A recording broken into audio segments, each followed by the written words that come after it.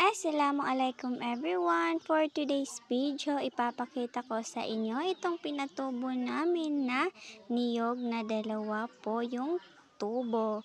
So ayan, yan po. Legit na dalawa po yung tumubo. So ayan mga beshi, kitang-kita naman na legit. So ayan, dalawa po yung talbos na tumutubo. So ayan mga beshi, ngayon lang din po ako nakakita ng niyog na dalawa po yung tubo sa isang niyog. So ayan, nakakita rin ba kayo ng ganito mga beshi?